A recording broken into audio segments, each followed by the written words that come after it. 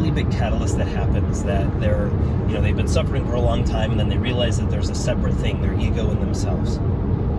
And so they think, okay, now I'm awake. Now I need to reject my ego, because that's what all New Agers do. Right? It is bad. And it's just, ego is bad. It's like, no, ego's the identity from which you create.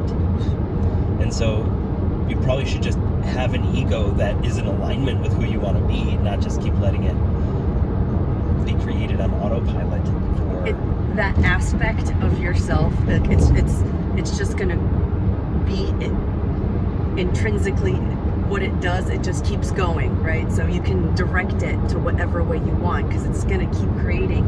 It's going to keep creating. So rejecting it doesn't, like, I reject my arm. It's bad.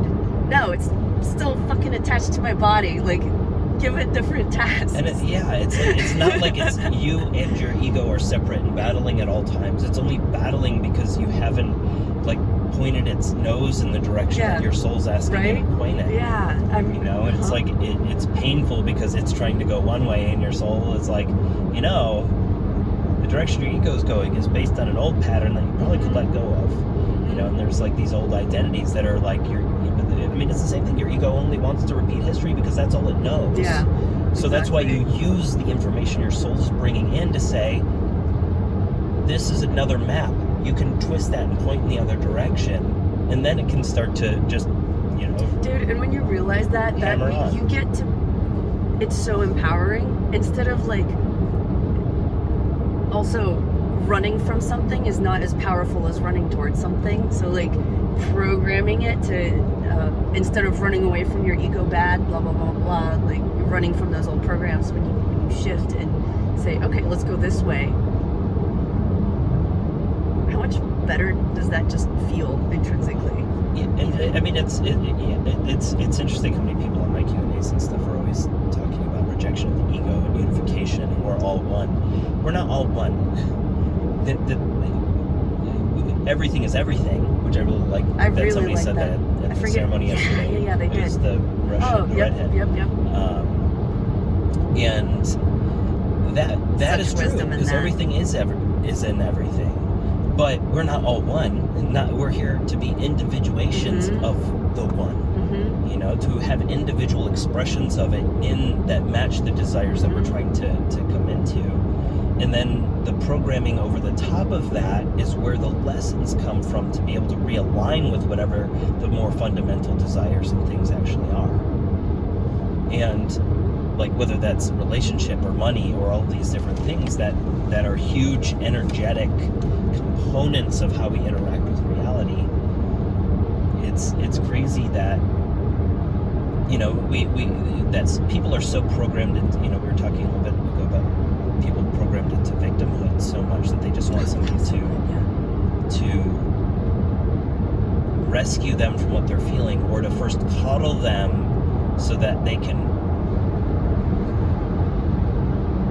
feel better before they actually realize why they felt what they were feeling in the first place. And it can be so subtle, but once you see it, it's so not. It's really not subtle when you can see it. And the problem is, most people can't. And they're not going to be able to for a while, because there's so much growth and catalyst in between where they are and the program they've been living to where the position is that they can actually see those blueprints and why they're there and whatever else. Those blinders are very strong, and they're very, like, if you've lived with them your whole life, you don't notice that you're wearing them until you do, right? And it does take a while. It does. And ayahuasca doesn't do that. That's the thing, is ayahuasca does not create that. It wakes you up. You realize there's you and your ego, right? And you can experience a unification of yourself from that experience. But it does not heal the underlying programming and traumas unless you know where to aim, and you ask the right questions, and you listen, and then integrate the lessons that came up. It really doesn't. It just creates contrast, so you have information, and that information could come from a bunch of different, you've been getting that same kind of contrast your entire life. You just sat in ceremony with intention, and that created it. And so you said, oh, that came up in ceremony. It must be more special than what that car accident was, or the ankle that I twisted, or, you know, all of that is the same kind of lesson in contrast, but people don't look at it as that. And so they miss the blessings that those things are, because they don't realize that they're always redirecting people. Well, you're ascribing a certain level of specialness. Yeah, that one doesn't look disguised as a tree, does. Anyway. But you know how, like, it's almost like ascribing a certain specialness to the ceremony, but it also comes from, like, the Savior, right? Like, the thing is, we could have been in that ceremony and not taken the medicine and had the same transformation, right? You know, it has nothing to do with the ayahuasca medicine or any of the plant medicines. They are certainly a radio tuner that allows you a little bit more clarity, or they give you enough type of suffering that you can find that clarity. But you don't need that if your intention is strong enough and well-directed. And the thing is, you can't find that on your own, because you don't know what you don't know. Yeah, correct. Right? I was able to find it because I had color for a long time, and that enabled me to aim at certain things, to dig certain things out that other people probably haven't done. But you know, having a coach and a mentor for that kind of stuff is really important. You know, you wouldn't have found out the things you found out without working with me for the last couple of years. No. There's no way in hell. But it's again, you don't know what you don't know, and also it's like this meta skill set, you know, that underlies the ceremony that is life, and being able to see you know what I mean? You know what I'm getting at? It's like a skill set that you start to develop to be able to see life as the set of lessons and bumper plates that it is. And the crazy thing is, it becomes more fun and powerful that way. And, you know, like, you can't shrink your awareness container once it's expanded. The curse of awareness. But it being expanded does not mean you're living within the full container. No. It just means that you know the container's bigger than it was. And you know what gets you there is, like, even when your awareness expands over time, it becomes your container. You know that you're living in a too small container, then it becomes painful enough eventually, however many lessons and things it takes you. Well, look at how many people do ayahuasca or psychedelics or go to a motivational speaking event even, and learn these really awesome lessons that fire them up about their life and about changing these things and about letting something go, and the energy dissolves. Why? Right. Because it had nothing to do with the medicine there. It had to do with the redirection that it was pointing you to. And the thing is, it's not about being good at that redirection from day one. It's a practice just like anything else. You know, people are like, oh, I'm going to pick up painting today and I'm going to be the best painter that ever lives today. And it's like, dude, you've never even held a paintbrush in your hand. How do you expect to know how to layer things in on the right way, because you don't know what it looks like to have orange and blue next to each other with this type of paint? You know, even if your hand guided it correctly, you don't know what the paint reacts to. And so there's all these different pieces that need to be experienced to refine how that works, that you cannot possibly know without experiencing it. There's no way. When I teach that's one of the things. It's like, you can't. It's so visceral. It's so experiential. You cannot theory your way into it. And there's too many variables. Yeah, exactly. You know, even every painting, no matter how skilled you are, is going to have those subtle variables that you'll have to learn and adjust to. And that goes with music. That goes with all of these literally anything. And so it's interesting to see how much of. Talking instant gratification, there's just so much of it on social media. There's so much of it on, you know, Amazon has created it, and people like Dave Asprey have created it. You know, they create this idea that people become super high performance instantly by doing this one thing, and they're able to step into this massive amount of power instantly. And the truth is, you can step into a massive amount of power instantly, but you're not going to be able to stay there until you learn to practice the balance within that. Until your capacity expands. And so, you know, and a lot of those things like bother me a little bit when I'm working with folks, because now people are so used to thinking that they can have that little bit of transformation so quickly and that it's going to be perfect, that they're all getting discouraged as they're sitting there not really knowing why. You know, they take this supplement or they do this thing and they feel a little bit better and they're wondering, why is my life not transforming on autopilot? Why is it not? Because it's not Amazon. It's not freaking Amazon Prime, you know. But I think we're conditioned, for the most part, like this society is conditioned for that, bam, 2-day shipping, or anything. I can name a billion examples of how this society gets instant gratification. So you don't really think that there's a different way until you start learning that really when true sustainable growth from within is like that, the practice of it. You know? The chick's face has been in the back. I love it. Yeah, I've been peeking at him. The whole He's video. funny. Mickeys. Yeah, and it's like, even with social media, we're just this consumer mentality that just is always, not that consumption is bad. Consumption is important because it gives us information. You're learning, right? But at some point, we need to not base our output based on what we consume. You know, we need to base our output on what we desire. And, you know, so many people are trying to wait for their desire to be given to them before they output what they are wanting to output. You know, somebody wants to be this really motivational coach, and instead of talking about their story and showing up and doing it at the level that they're at and helping the people they can already help, they're like, well, I need somebody outside of me to tell me I'm good enough. And then another person will eventually hire me to be in a position there. And once I've been hired for that, then I'll know. Then I'll be good enough to say that I can do it. And then it never happens. Right. And the people who actually are doing that successfully and creating massive change in people are the people who are not trying to manipulate their audience, so to speak, into thinking they're changing by giving them candy, but by realizing, wait, my medicine is to deliver this. I don't need to have the fruit be born from what I'm doing. I just need to plant as many seeds as I possibly can. And those seeds may or may not grow today. They may grow later, but they're a seed that is planted in everyone who hears that message. And that is where my medicine and power is, because that will turn into fruit for some people, and it will only be a seed for other people, but it will always lead them to the next thing that they needed to be stepping into in some way. And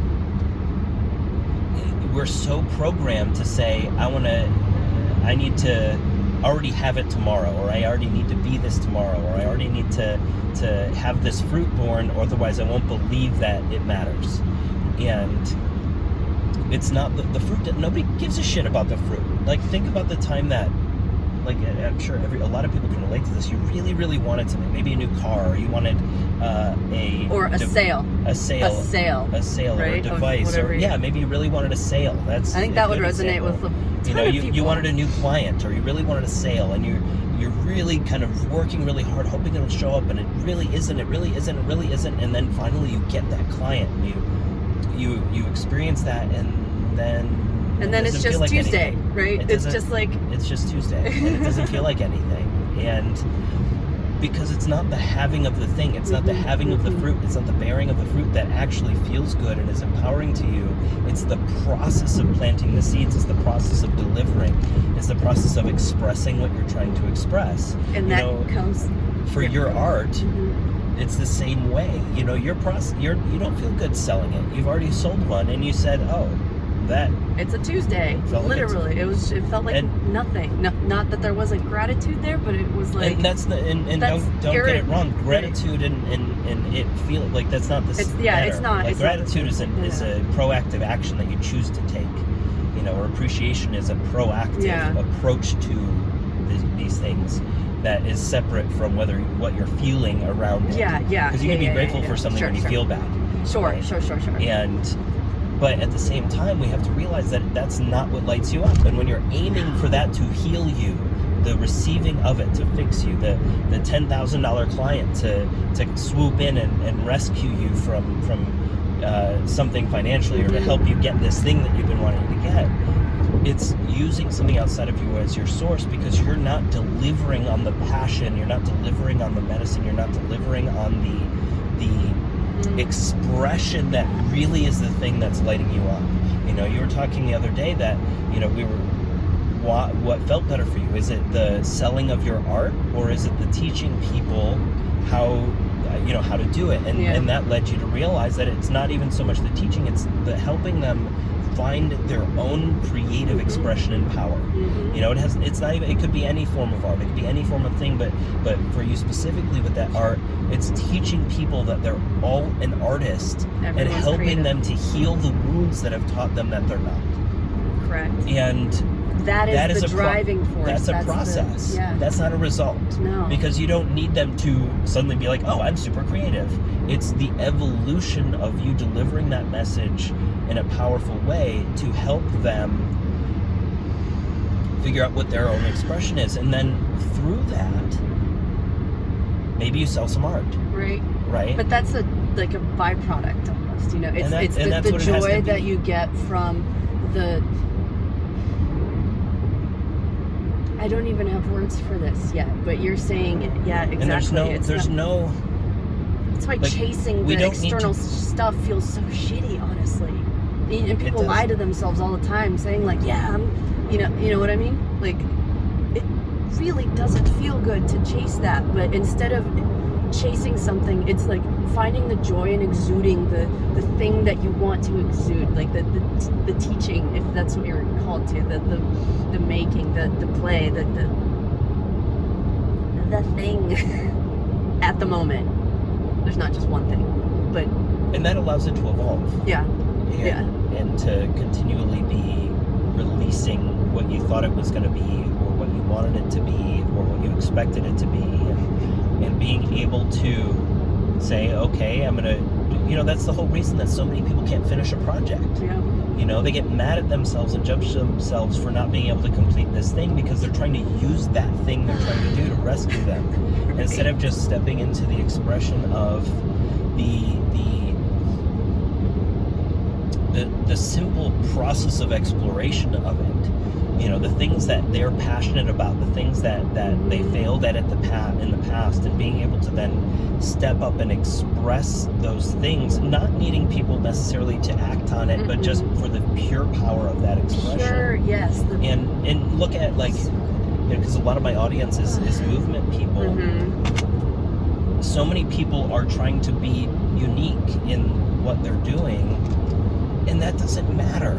You already are. But they are, but who cares? Like, the thing is, it's not about what is this little unique thing that I can, like, twist somebody's arm into buying from me for. And you might be able to be creative and tie a bunch of things together. And I absolutely would love to help people figure those puzzles out, because there are some neat creative things that people can do with information they've already been through and know to make what they do more unique. But that's not why it sells. What sells is the person and their story and their ability to show passion in whatever they're doing, and then the person's attracted to them. Yeah, exactly. The person is attracted to them as the medicine, not the tool as the medicine. You know, in the same way. Uniqueness, I feel like, is one of those things that you almost, another very subtle way to give your power away. Like, if my product is just unique enough, if my thing, you know, like, if my thing is just unique enough. Like, look on Amazon, look on Alibaba, how many of the same fucking product are on there. And they're selling like hot. And people, like, the thing is, I was talking to John, if you have one review, that's 250 sales. Right. Look on Amazon and how many reviews some of those products have of the same thing. And you will realize that it doesn't matter if it's the same thing, that stuff still sells. And because there's over 7 billion people in the world. You're telling me that all of you have 7 billion followers, and there's 1 billion people on Instagram alone, and you have less than 1,000 people following you, and you think you've tapped into the entire amount of people who could possibly want your thing. And then you get upset that, and then you tell yourself, like, oh, well, none of my audience wants this thing. But it's like taking an antique priceless watch to the pawn shop and asking them how much you could get for it versus taking it to the museum and how much they would be. It's finding, just because you haven't gone to the museum yet doesn't mean that your pawn shop audience is going to value what you got. Exactly. And so that's really important for people to realize, is that most of the time when I get a new client or I get somebody come up, it's not somebody who's been following me for a long time. Right, yeah. It's somebody who comes out of nowhere and just shows up just because I was showing up, you know. And if I continue to show up and I continue to deliver that medicine and I continue to create the catalyst that my soul is asking me to create, then the people come in to support it. When you're trying to find and distort and twist people's arms into it because you're living in the fear that of just really all the programming that people run in, that they're supposed to be a certain way, and they try to be a way that their audience feels good when they look at them. And I mean, look at some of the posts that I've made that really, whether it was the vegan stuff or it was, when I had made that story post about sexual trauma and explaining what it really is at the fundamental level and what lessons it's trying to teach and how many people, get triggered by those kinds of things, because it's showing them where they're giving their power away. It's showing them where they're living in an old program that is not allowing flexibility with which to interact with their world. And like, the more flexible you can be, flexibility comes from not having desires without expectations. It comes from having passion without needing that passion to be reciprocated. It comes from you at your core knowing the medicine you want to deliver, not should deliver, not need to deliver, that you find something that you want to deliver because it was meaningful for you, and then you expressing whatever that means to you at the level that you know how to express it. Right. Because there's so many people who are at different levels of self-awareness and different levels of finances and different levels of expression and different levels of experience, and we get stuck trying to compare ourselves, saying, oh, before I do anything, I need to be at Z. Right.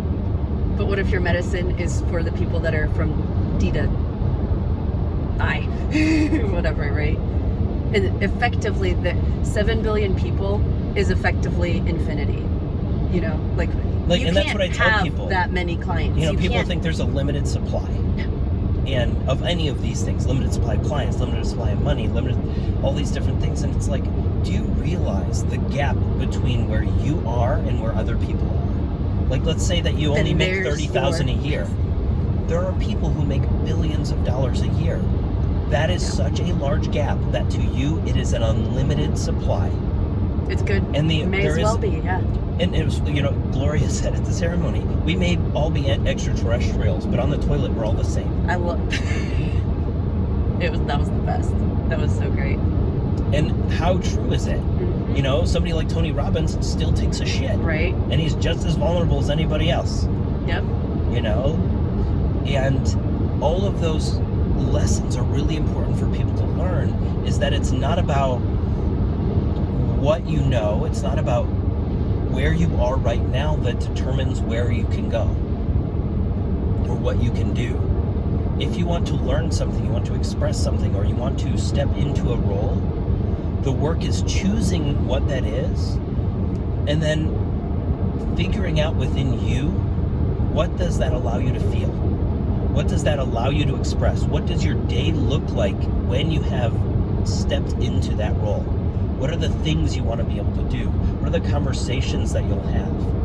And use that to determine whether that is actually something you want to be. Because a lot of times people are like, well, I want to do a Shopify business because you can make a lot of money really quickly in passive income. And it's like, okay, then what? Who is that person? Because it's an identity that creates that. It's who are you that shows up, and what does that allow you to do? And are you just wanting that because you want stability? Are you wanting that because you want some kind of freedom? And are you wanting that? And someone else told you that having $1 billion business is success. Look how miserable so many of those people are. And so part of that game is to step into the personality of what that person is, and then just show up as that and start delivering that medicine, and then allow the universe around you to create the substance that supports it. Because it just otherwise it doesn't work. You're going in the wrong order. Because it does get supported, and again, not from what you already know. It's stepping into... It can't be created from what you already No, know. because you've already done that. You've tried that, and clearly it didn't work. It didn't work. It's what I was saying earlier. Like, people who come to me, like I had a friend who had come to me who we had agreed to interact in a certain way for this work. And I have never been somebody to filter. I've never been somebody... I know how powerful my medicine is. I know how powerful I am as a catalyst. I'm not willing to filter myself so that somebody feels good when they look at me. Because I know that the uncomfort that I can create is for them at a very high level. And so when I present this information, I always know that it's the right information to deliver to somebody, even if they didn't like the way that I delivered it. And it always creates the result that I had imagined directing them towards, because I trust in my own power. And so often we are so programmed to filter ourselves so that people like us, so that they're comfortable when they're listening to us, so that they are able to, it has to do with their willingness to be vulnerable around the things that they feel shame around. And so usually that's where the gold is. That's where your gold is. Well, that's where your power is. People don't realize the more willing you are to talk about these things that are taboo within you or shameful within you, or that you wish you hadn't done or hadn't reacted that way or hadn't felt, are the very places that hold the most lessons and the most power and the most freedom for you. Because, when you like Brazilian fart porn and you feel shame around the really weird things that you like, then you judging yourself for liking those things prevents you from expressing the... That's funny. I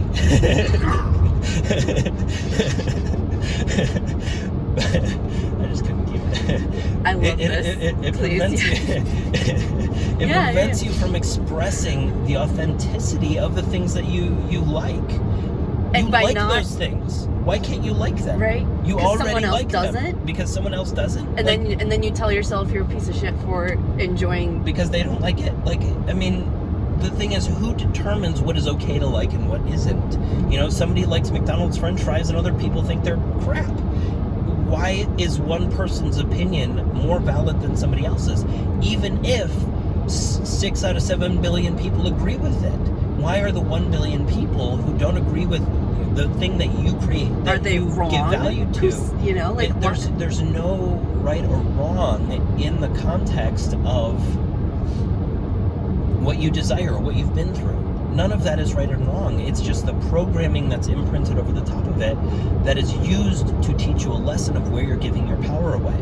Because if you have that desire for something that others might have thought is taboo, or you had, maybe there's part of you that is a female who likes other women, or a man who likes other men. Not all the time, but maybe there's things that show up that cause you to have a desire that is in you that you judge as undesirable. And the second that you start judging it as undesirable, it perpetuates an energy that prevents you from showing up. It perpetuates an energy that causes that same dimming of your light to show up in other areas completely unrelated to that underlying judgment. Because it's the energetic pattern of it, right? And that's it. It is just a pattern. It is just a symptom of an underlying thing where, it might be collectively a thing that could be not desired by a majority of people. But that's not the fundamental piece of it. It's that you have desire that you don't think you're supposed to have. But at the end of the day, you have a desire. And the whole point of being here is to clear the pathway so that you can express what you desire and experience yourself as creator within the container that the infinite creator created for you to experience. It's quite simple when it's extraordinarily simple. It's the same exact stupid thing. Humans get in their own way. But if you think of everything like desserts, you like chocolate and you don't want any raspberries in your chocolate. Fucking raspberries. I like the fruity chocolate, so guess what? Fucking plum. How would you get plum? That's a terrible idea. See, I can judge your plum. He's judging my dessert choices, and but I will. And he does. She does make bad choices. But, more for me. But also, it's like, So it's the that's important, exact more same- for you, exactly, right? yeah. So when you can let go of your judgment around what you want to be and what you want to have and how you want to interact with your personal reality, then it allows you then to have a new level of creativity show up so that you can start to express yourself within that realm. And being able to realize that if you are constantly trying to filter yourself so that in the format that you think people will like you more, then you're simultaneously blocking the people who actually will like you for what you also like. It is because you can't be pouring energy in two directions. So when you are constantly pointing to what you don't want, you're not going to receive what you want, because it's literally an arrow. It's not something that is a wide spectrum of things that just gets everything to pour in all at once. Literally an arrow. And you choose where the arrow aims every single moment. And so the more that you are aiming at what you don't want, you're suppressing pieces of who you are and what you want, then you are actually distorting and creating illusions within your ability to create what you want. And there are so many pieces of how people really want to show up, but there's so much ancestral programming and early life trauma that has been imprinted on humanity that causes us to live self-sacrifice paradigms and abandonment paradigms and trauma paradigms and all of these different things that were imprinted intentionally by you before you came down here, so that you could then learn where your desires and where those things are leading you to a more full expression of who you are. You know, you look at she had come up, Ashay, and some of the sexual things that she shows up that I had mentioned that are like to me sometimes, because I'm not her customer. I'm not her. She's not targeting men, obviously. But And whereas like the things that she says that make you go, I'm like, oh yes. But you know, there's things like that, and that's a really important factor, because there are people who will absolutely gravitate to the things that you want, even if you currently are not interacting with any of those people. And we get so stuck trying to send a message to our current audience and try to change them, and or thinking that our current audience has to be it. And it's just not. It is, because a lot of times that audience probably wants what you really want to talk about. And so, you know, when you're sitting with your friends, what is the thing you most want to talk about? What are the things that you're most afraid to talk about? Those two puzzle pieces are your medicine. If you're sitting here trying to sell paintings and you are not talking about paintings all the time, you don't want to sell paintings. And that's 100% the truth. If you're talking about playing music and you're not talking about all the fun you have when you're playing music and the instruments you've discovered and whatever it is that lights you up about the activity of production, then how do you expect the universe to support you in that? It's not going to give you permission. It just says yes. It says, you want to keep thinking about music? Okay. You get to keep thinking about music some more, but not really the and thing so that you want. if you want to make music, make music.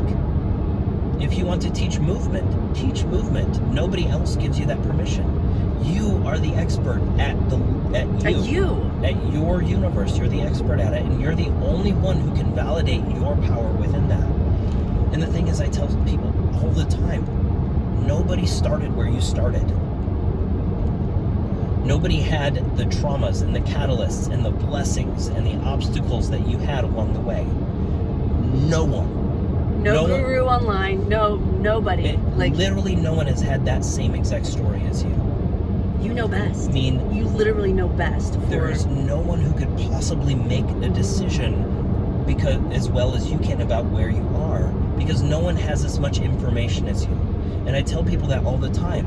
When you're afraid of making decisions, you're actually living in a fear because you're not allowing yourself to gain more information. And all choices do is give you more information.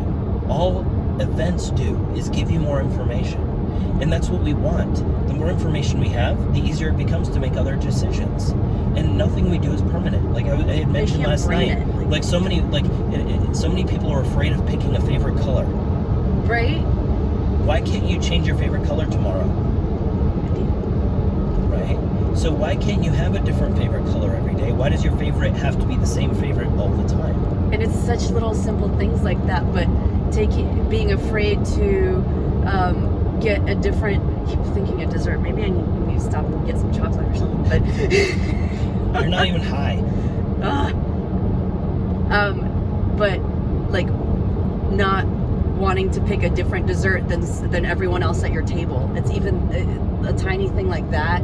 That is an energetic pattern. Imagine what you're not doing in a grander scale. That's not choosing desserts. It's like choosing your current life path or something. Being too afraid to make that decision and be a little bit different, and preferring something different than your immediate people around you. That is such a little energetic pattern, but look what it translates to, right? It's just amazing to see how many people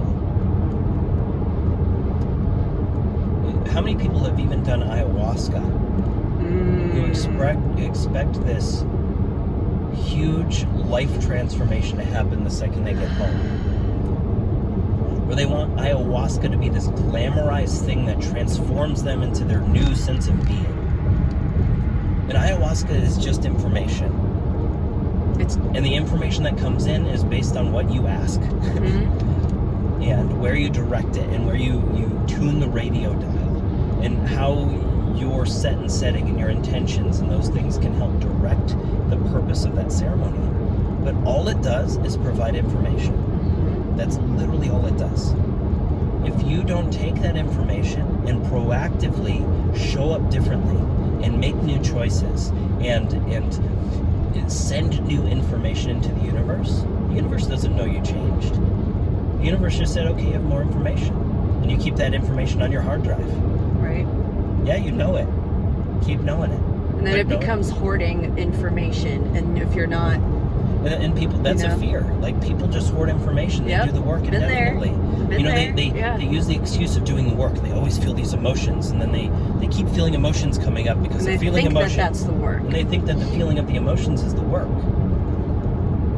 It's a little piece. Feeling emotions is the signal. What's gonna do it? Feeling emotions is the signal. That's not the work. If you have trapped emotions, absolutely you need to clear those emotions. But that should be done once. Like, that's not something that really needs to be done ongoing. They get trapped when a conflict situation shows up and you don't step through whatever the lessons are that are coming up. You don't make the new choices. You don't hold the new boundaries. You don't create the new catalyst from whatever it is. You know, people fail and they get stuck in the energy of that failure rather than using the emotional energy that comes from that as a catalyst towards growing into the dreams that they're actually asking for. Because that's always what it is. It's like, you're playing too small right now. You need to go in a different direction that's even bigger. You need to be visionary. You don't know where it's going, and it's not your job to control it. It's your job just to step into it. And being able to then use the awareness of that, of the fact that that's how that works, to have fun playing the game of it. Because at the end of the day, if you're constantly listening to those emotional signals and you're constantly trying to interact in a different way, you will see how quickly the universe reorients around you. And then it becomes like, holy crap, this is really fun. I can fuck with all kinds of stuff, and the consequences are what I created. And then as you get better at it, you're able to then create things more intentionally and more purposefully and more clearly. More skillfully. It's just a skill. It's just a skill. And it's not, you know, you see all these gurus who are like, use these manifestation techniques to make a lot of money. And it's like, that's not the point. That's just one energy of a billion different energies that you could potentially find joy in expressing. And that could be a side effect. That could be a thing that you realize, you know, it's not, the money isn't the thing that makes you feel good. It's not that particularly exciting once you have it. What happens is once you realize that money is an energy that needs to be moved, you realize that you are just a courier of any of the energies that you're wanting to interact with, and you can use that to direct you towards making larger impacts in the way that your soul is asking you to impact. Whether you're a trainer or you're a dentist or you're an artist, always your goal is to create an impact for somebody. And if you can create that impact in a more profound way because you're making more money, then there is your key to making more money. Because then you're motivated to make it because you know it makes you more powerful, not because it rescues you. Yeah. Because you don't give a shit about the actual bills. You want what the emotions you want the stability you get from having a lot of bills. You want the freedom you get to be able to do something on impulse. The truth is, you should be operating with the idea that anything you're exchanging that money for on impulse or on instability, if you come from a place of trust and stability in the emotions that you're asking for and saying, everything is money energy. I'm exchanging for that money energy. I'm buying a pizza, and the pizza that comes back to me is pizza money. So you're always adding to the bottom line of the pot of gold that you have, because you are just channeling that energy through, and it's being exchanged in different formats. And then you start having fun exchanging the energy. And then watching it grow, because it grows when it moves, not when it's held. And so as you see that grow and you start to live in less and less fear of how that exchanges and the intentions that you need to match with it when you do those exchanges, you then start to see that pervasively in so many areas of your life, where you withhold, thinking the withholding, because it feels safe, is the thing that you're actually asking for. But withholding is never the thing that you're asking for. Your soul is always wanting to just have more and more throughput. It wants to just have more and more stuff to be able to give and to output and to be able to create, because you create through the output, not through the input. And being able to do that and to allow that to go through to the seeds to be planted for whoever's meant to have them, allows you to get out of your own way at allowing that to happen. Because we get so wounded and we go back into our child self, and then we're like, oh no, it's draining. I'm going to tell this old story. I'm going to run out. I'm going to get the thing I want if I pull away from it, because then this thing's going to chase me instead of, and all of these different patterns don't happen. But we feel like if we do it, we're safe, because our ego is still operating in that old identity from those childhood wounds that said, oh, last time you did that, you were hurt. And if you can release the idea that if you can go back and sit in that child consciousness and trace it back to earlier times in your life where certain catalysts might have happened for you that said, oh, last time you got hurt, and honor that. You have every valid reason to feel the fear you're feeling, to feel the emotions that you're feeling. There's a reason for it. You're hearing the story. The story's true because you're hearing it. But it doesn't need to have the power that it has. What it needs is to be used as the tool that it was, which means that when you go back into that as an adult and you start to actually look at the truth of that story and say, am I going to run out?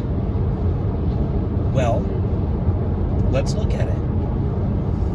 If you were to start running out of money, would there ever be a time where you wouldn't have family or friends or someone who has swooped in to give you some form of support that allowed you to get by?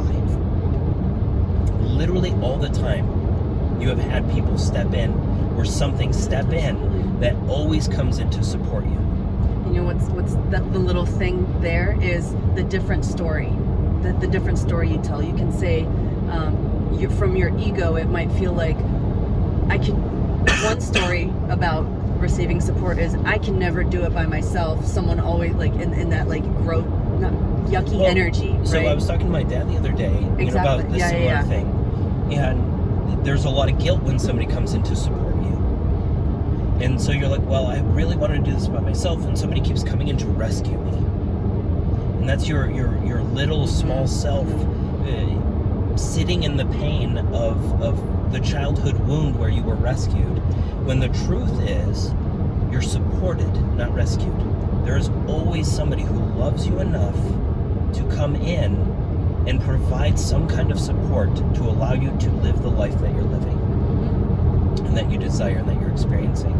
And so when you can go back into those money patterns that believe that there is a limited supply and that you're going to run out and that you're going to die if you run out, you can start to go back to that story and realize, oh wait, even if something was going wrong, there's no way I would run out. I would always be supported. I would always have something that came in that prevented me from dying. And you would realize you have enough power and wisdom. I mean, if you have a cell phone, you will always be able to come up with a way of making money. I don't care who you are. If you have a flip phone, you can come up with a way of making money. And so there are always solutions that you can use to bring yourself back up out of the hole. So when you know that, when you can come back to that and balance that equation and say, you know what? It's really not true that I would die if I ran out of money. So I can let go of that fear temporarily because I'm going to trust that, you know what, I am smart enough to come up with something. You know, and then you can reflect on it. How close is that?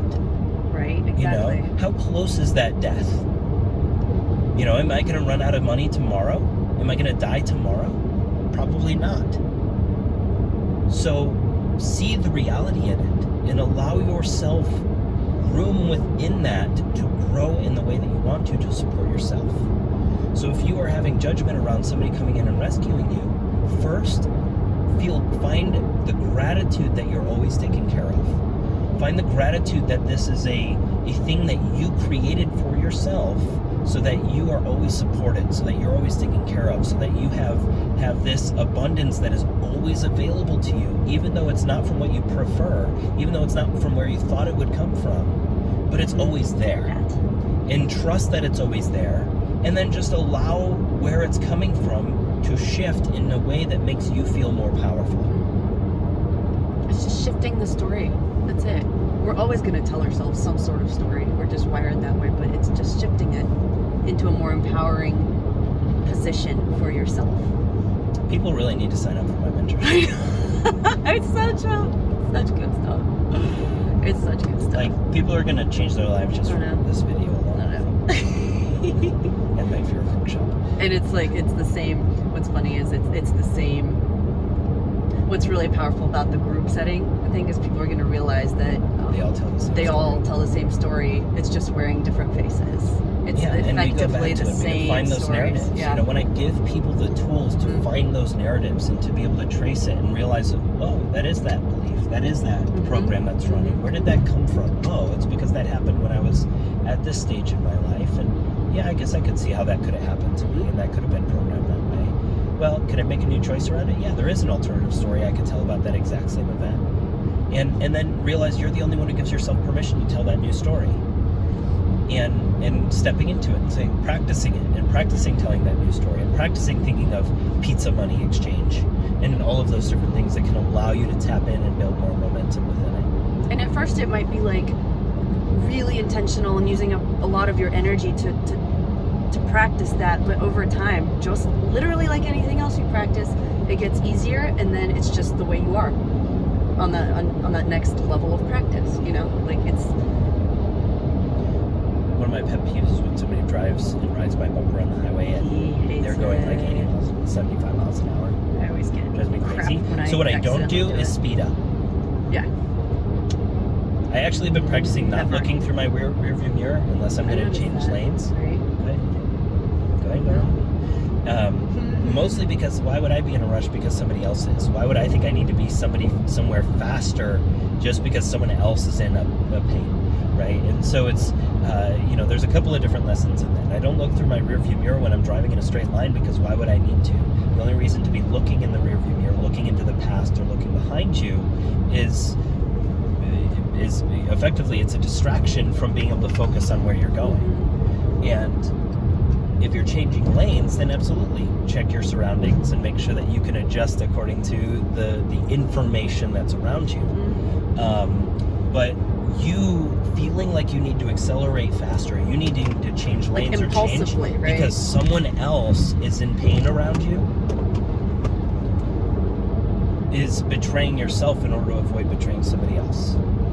And how often does that happen on the road? How often does that happen in your life where somebody's coming up or somebody's saying, I want to feel good when I look at you, so I want you to behave the way I want I want you to behave so that I feel good, right? And being able to realize that that's their catalyst, not yours, and being able to then allow that to be around you without manipulating how you feel about where you are. Because it's really easy to have all these people on social media showing a perfect life when their relationships are miserable and they're not sleeping and they're unhappy, but they cake themselves in makeup to look good. And it's so easy to be misled by that misinformation, that illusion. The only thing true is what you are going through and where you are and where you want to be. Not because you think that's where you want to be, but because you have experienced enough little breadcrumbs of what feels good to you that you have an idea of what that kind of expression is. And that is something that it takes you stepping into your power, you stepping into the awareness of what you desire without you criticizing what you desire at the level that you desire. Not everybody would even know what to do with $1 million if they got $1 million today. And at the same time, not a lot of people who want to be minimalist and have nothing are people who are also afraid of money. Prosperity is the key, and prosperity can happen at many different levels. You can be prosperous with nothing. You can be prosperous with everything. You can also lack it at both levels. So finding what is meaningful and creates prosperity in your life personally is what the lesson is. And if you can realize where your programs are set in, like whether you feel like you have to be minimalist because it's better for the planet, it's better for all these things because the New Age movement is telling you to do that, you have to step back and say, does that actually feel good, or am I sacrificing things because I'm afraid of money? Or judgment around money, or judgment around people who have money. And those are pointing you to money capacity issues and all kinds of different things. And so it's really important to really, really honor yourself and reflect on which direction you think you're trying to go, and figure out what the underlying motivations are for you making certain choices to get there. And also, why are you not making certain choices that drive you there faster? Because if you're saying that you want it and you're in pain for not being there, but you're actually not making the choices that are pushing you to go there, not doing the extra work or whatever it is to realign you with that mission and that message, it's probably not where you want to go. It's just where you think you want to go, because you think that you'll feel better in being in that position. The irony of it is you can never be in that position without feeling that first, which means you need to find the alignment and allow the alignment to create it for you, not hope that it's created and then you just happen to fall into alignment. You don't fall into alignment, you create it. And with that, I'm going to end this video because otherwise it's going to go on forever. And we have a really long drive, so we'd probably just be talking and talking and talking, and nobody's going to watch. Nobody's going to watch a 12-hour video. No. Hopefully it won't take us 12 hours to get home.